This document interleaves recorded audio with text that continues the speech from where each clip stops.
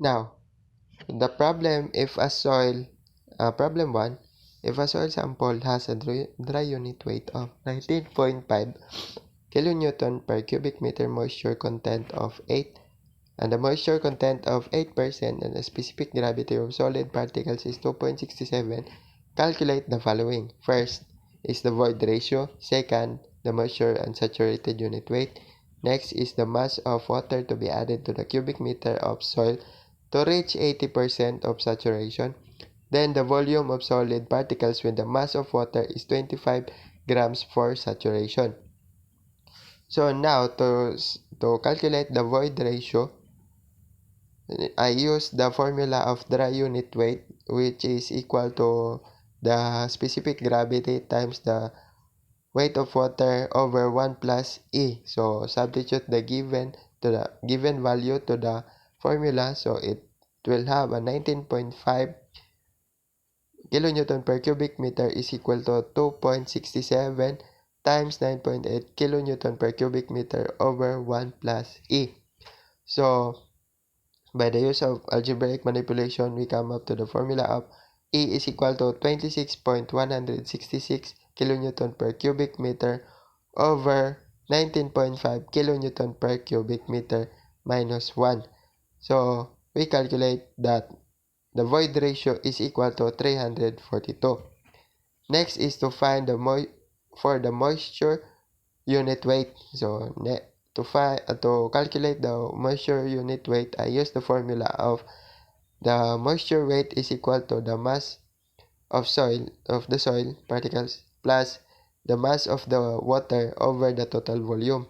So the mass of water is equal to the mass of soil is equal to the density of water times the specific gravity, and the mass of water is equal to the water content times the density of water times the specific gravity. So substitute the value of mass of soil and the mass of weight. We have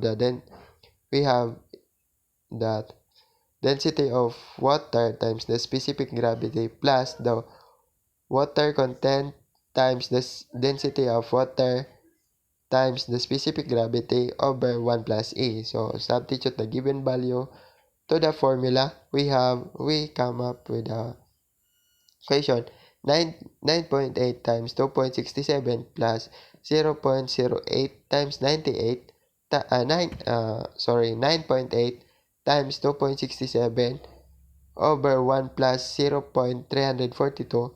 Then we have calculate the perform the indicated operation.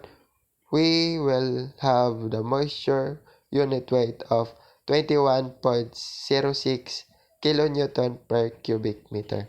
So to find the saturated unit weight, I use the formula of the saturated unit weight is equal to the weight of the water times the quantity of the specific gravity plus the void ratio over 1 plus the void ratio. So it is equal. We substitute the computed value and the given value to the formula. We will have a 9.81 times 2.67 plus 9.81 times the quantity of 2.67 plus 0.342 over 1 plus 0.342. Then we will have the value of the saturated unit weight that is equal to 22.007 kilonewton per cubic meter. Next is to find the mass of water to be added to the cubic meter of soil to reach 80% of saturation. So to find the value of the water, so we will use the formula of the saturation, which is equal to the water content times the specific gravity over the void ratio. So we will thus to find the water content. So algebraic manipulation will be used. Then we will come up to the formula of water content is equal to the saturation times the void ratio over the specific gravity.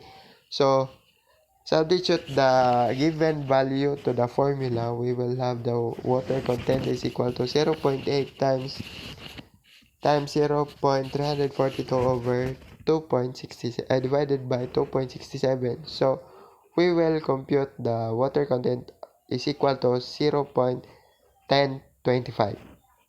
So next step is to have a moisture content. Moisture weight is moisture is content is equal 80%. So by the use of the formula of moisture content is equal to the density of water times the specific gravity plus the water content times the density of water times the specific gravity over 1 plus the void ratio of 0.342.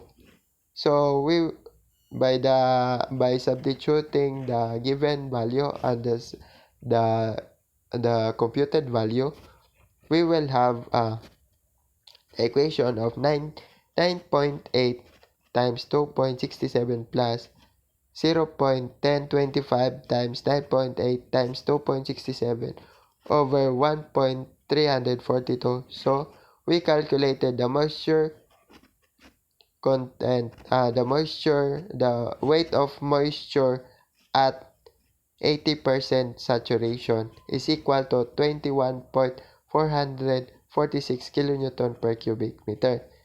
So now we will find the amount of water to be added. So we will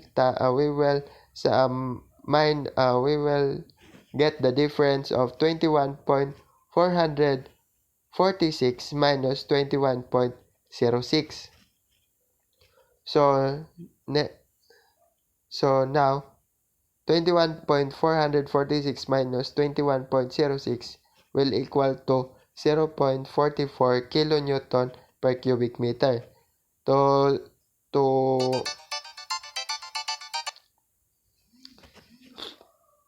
get the mass of water, we will substitute 0.44 to the water content times the volume over the gravity.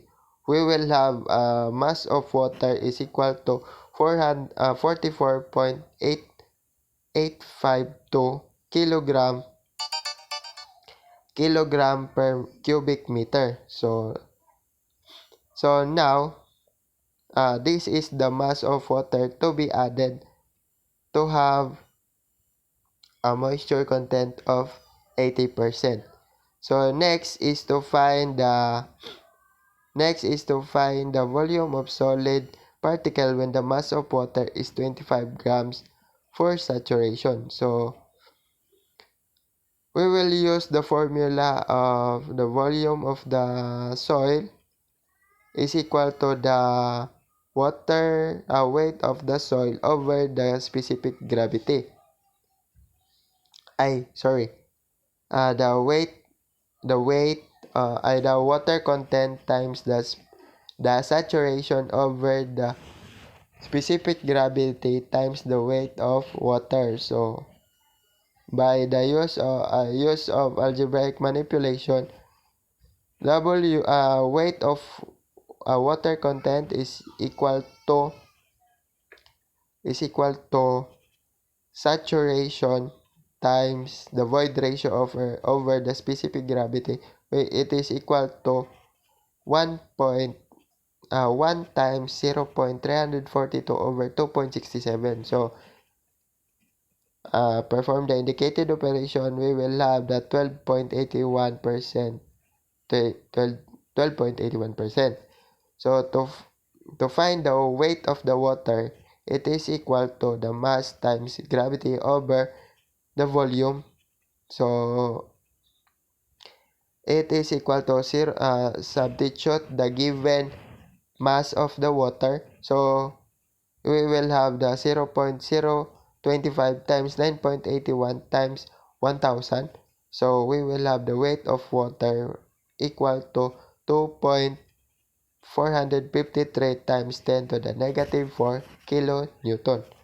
So using the moisture content formula, we will have the water content is equal to the weight of water times the total weight. So is equal to